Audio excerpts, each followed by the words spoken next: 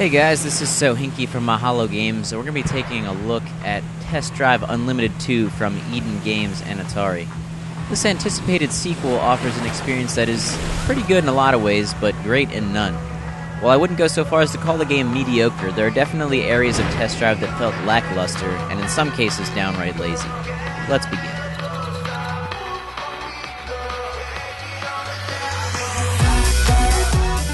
For those of you who aren't familiar with Test Drive, it's some sort of weird cross between The Sims and Need for Speed.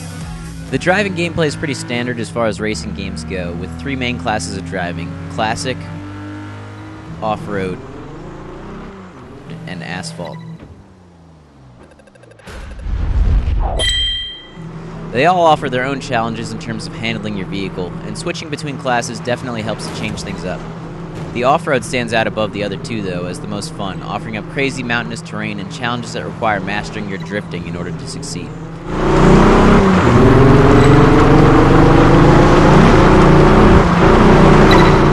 The other two race types, however, feel very similar, with a slight difference in handling.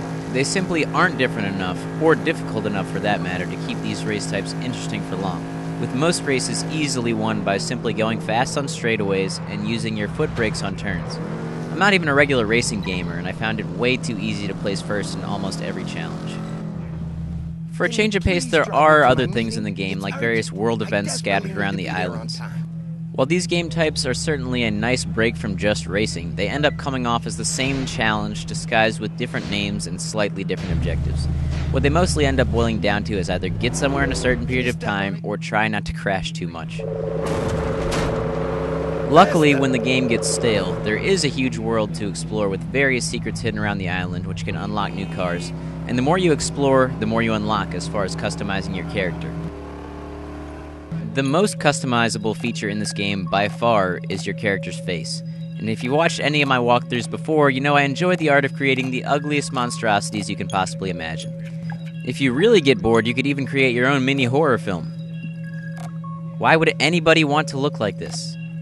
Listen to the disturbing undertones of this scene when we add some spooky music. Right. Let's look at this more closely.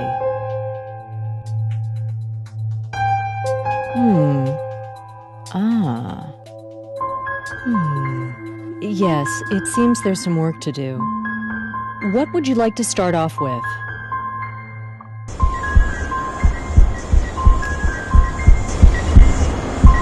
Okay, let's go. Anyway, back to the review. Basically, everything wrong with this game can be boiled down to one word: details. They took the time to create an immersive free-roam multiplayer experience, but it's often difficult to connect to the servers. They took the time to allow you to fully customize your face, and yet nothing else in this game is that customizable. Even your car can only be upgraded in three ways: speed, acceleration, and braking. They took the time to lay out accurate roadmaps of Ibiza and Hawaii, and then decided to auto-populate the terrain with random buildings and trees.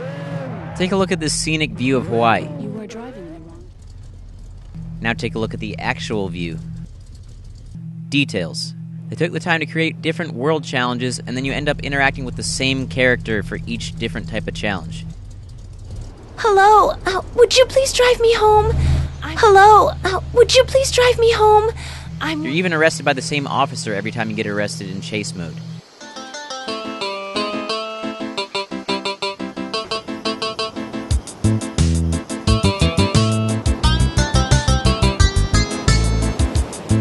At least they made the police chase mode difficult. The cops even resort to such unorthodox methods as shooting their front bumper at you.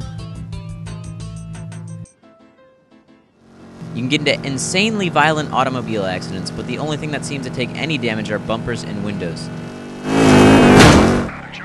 Details. I'm not saying that this game is terrible because it isn't.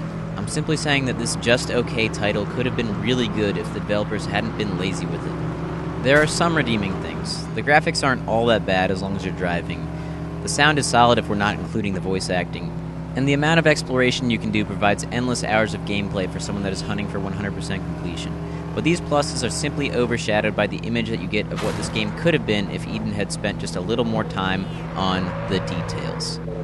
In the end, I would give Test Drive Unlimited 2 a 3 out of 5.